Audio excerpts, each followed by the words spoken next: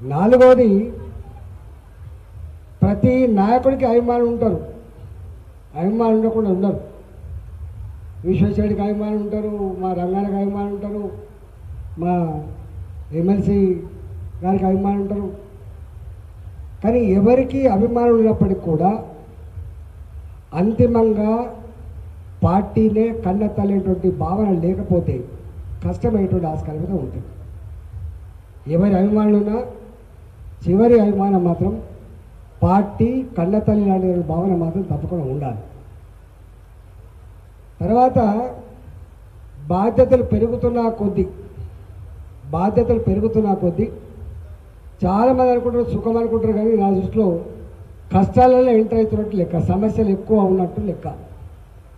శ్రీనివాసరెడ్డి గారు ఇంతకుముందు స్వేచ్ఛాజీవిగా ఉండే, కానీ వాళ్ళ అధ్యక్షుడు అయిన తర్వాత తప్పకుండా ఆ స్వేచ్ఛ కొంచెం కోల్పోయి అనేక విషయాలు పరిగణించుకొని పనిచేసే అట్లా ఉంటుంది. నేను 25 ఏళ్లలో లక్ష్మణ 40 ఏళ్ళలో చూసిండు, నేను 25 ఏళ్ళు చూసిన. విమర్శకుడు మాట్లాడుతున్నప్పుడు సపాటు కొడతాం, విమర్శకుడు ఇక్కడి నుంచి మాట్లాడుతున్నాడు సపాటు కొడతాం కింద, కానీ విషయం చెప్తే మాత్రం సపాటు కొట్టరు. అందువల్ల డెఫినెట్గా మాట్లాడడం తేలిక, కానీ పనిచేయడం చాలా కష్టం. కాబట్టి నాయకులుగా ఉన్న వాళ్ళు ఇవాళ ఆ కర్తవ్యాన్ని గుర్తుపెట్టుకొని పనిచేస్తారని చెప్పి నేను అనుకుంటున్నా. ఎల్బీ నగర్ ఇంతకుముందు లక్ష్మణ్ చెప్పిన పాత మలక్పేట. నేను కూడా 1976లో నేను మొట్టమొదటిది సలీం నగర్ కాలనీ, 76, 77 నుంచి మొదలుపెట్టి 84 దాకా ఇక్కడే ఉన్నాను. నాది కేశవమల్ల హై స్కూల్ నుంచి మొదలుపెట్టి నా ప్రస్థానం ఇక్కడ ఉన్నది. ఇక్కడ నేను వాజ్పేయి గారి మీటింగ్లో నేను కూడా అటెండ్ అయినప్పుడు, నేను పీడిఎస్ ఉన్నప్పటికీ కూడా వాజ్పేయి గారి అభిమానిగా మలక్పేటలో ఒక మీటింగ్ అయింది, మీకు ఐడియా ఉండాలి, నేను పోయేది. ఆనాడే మనకు కంచుకోట లాంటి ప్రాంతం ఈ ప్రాంతం. మొన్న శ్రీనన్న చెప్పినట్టుగా వాతావరణం లేకుండా ఈటల చేసిన పని కాదు, ఇంకెవరు చెప్పిన పని కాదు. కానీ కొంత వాతావరణం ఉంటే దానికి మనం తోడైతే తప్పకుండా రిజల్ట్ వస్తడానికి సజీవ సాక్ష్యం నా ఎల్బీ నగర్ కాన్స్టిట్యున్సీ. 11 గెలిచింది. నాకు తెలిసి 100% రిజల్ట్ సాధించినటువంటి ఏకైక నియోజకవర్గం ఇవాళ ఎల్బీ నగర్ నియోజకవర్గం. సరే రంగన్న పీరియడ్ వచ్చినప్పటికీ కొంత వాతావరణం లేదు, కొంత ఇబ్బంది అయింది. కానీ మొన్న 65% పోలైన ఓట్లల్లో 65% ఓట్లు వచ్చి 1,06,000 మెజార్టీ సాధించిన నియోజకవర్గం ఇవాళ ఎల్బీ నగర్ నియోజకవర్గం.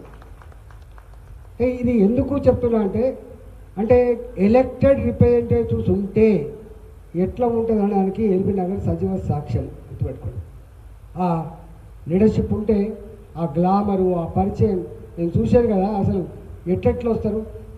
అందువల్ల రాజకీయ పార్టీ ఎదుగుదలకు గీటురాయి ఎన్ని చెప్పినప్పటికీ కూడా గెలుపే గీటురాయి. ఇవాళ ఎల్బీ నగర్లో 11 గెలవగలిగినాం మనం. ఇవాళ ఎమ్మెల్యే కూడా ఆ వాతావరణంలో కూడా మనం కొంత తక్కువ మెజార్టీతో ఓడిపోగలిగినాం.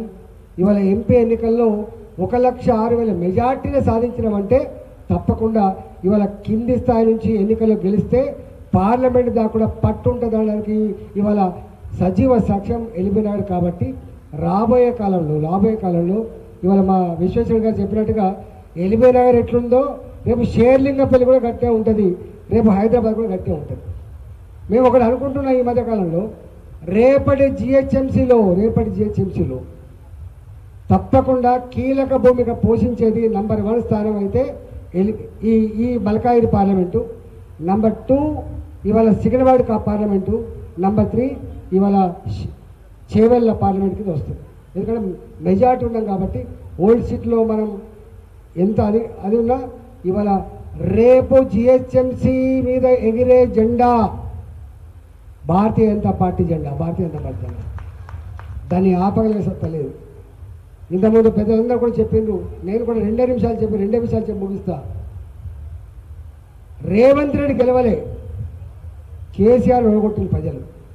రేవంత్ రెడ్డి గెలవలే, కేసీఆర్ ఓడగొట్టింది. కానీ ఆయన ప్రజాక్షేత్రంలో పతనం కావడానికి 9.5-10 సంవత్సరాలు పడితే రేవంత్ రెడ్డి పతనం కావడానికి 9 నెలలు మాత్రమే పట్టింది, 10 నెలలు మాత్రమే పట్టింది. అందరూ అనుకునే మాట ఇప్పుడు అందరు చెప్పారు, మళ్ళీ నేను చెప్తున్నా. అందరు చెప్తున్నారు, మళ్ళీ నేను చెప్తున్నా. వాళ్ళని చూసినాం 10 ఏళ్ళు, వీళ్ళని చూసినాం, అంతకుముందు చూసినాం. కాంగ్రెస్ అంటేనే ఒక బోఫర్ స్కామ్, కాంగ్రెస్ అంటేనే ఒక కోల్ స్కామ్, కాంగ్రెస్ అంటేనే 2G స్కామ్, కాంగ్రెస్ అంటేనే సొంత మంత్రులే జైల్లోకి పోయినటువంటి చరిత్ర ఈ దేశంలో ఎక్కడ ఉంది అంటే అది కాంగ్రెస్ పార్టీ చరిత్ర మాత్రమే ఉంటుంది. గుర్తుపెట్టు. యూపీఏ సర్కార్ వాళ్ళ గురించి మనం చెప్పాల్సి అక్కడ. నిన్న ఎక్కడో రాహుల్ గాంధీ గారు అనుకుంటా బీఆర్ పోయి అంటాడు మమ్మల్ని గెలిపించండి. ఏం గెలిపిస్తారు బిడ్డ? మిమ్మల్ని గెలిపిస్తే ఏం చేసావు తెలంగాణలో? గెలిపిస్తే ఏం చేస్తున్నావు హిమాచల్ ప్రదేశ్లో?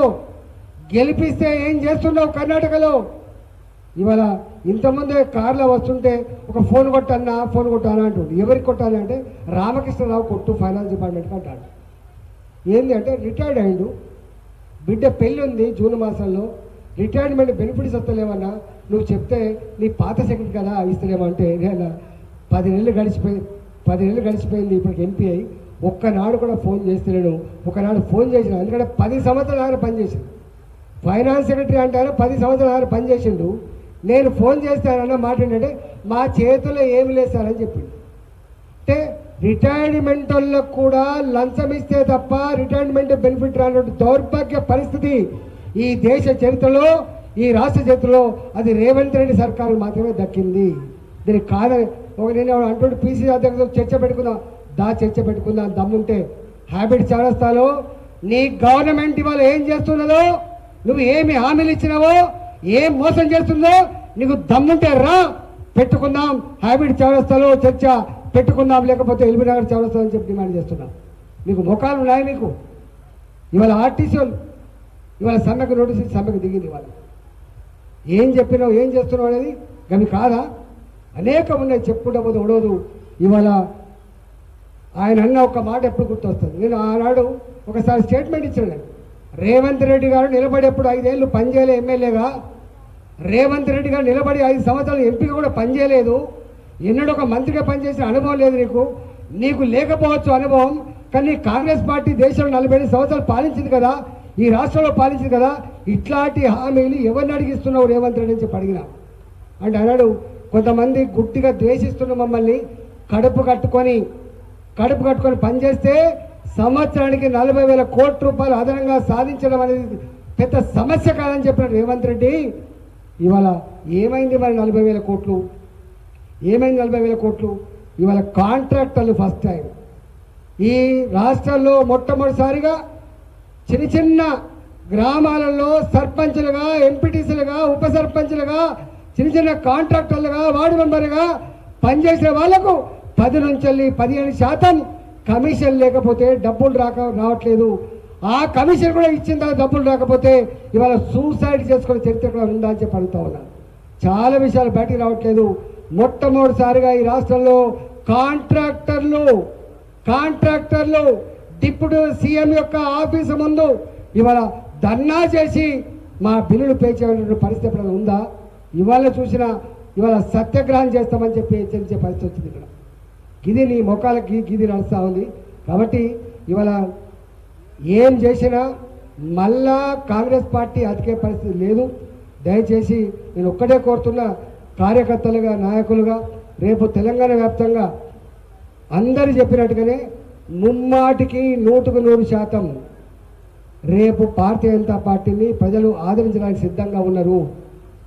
దాన్ని ముద్ద చేసుకుని, దాన్ని గోల్ కొట్టే, దాన్ని రిజల్ట్ రూపంలో తీసుకునేటువంటి సత్తా మన మీదనే ఉందని చెప్పి ఈ సందర్భంగా మనవి చేస్తా ఉన్నా.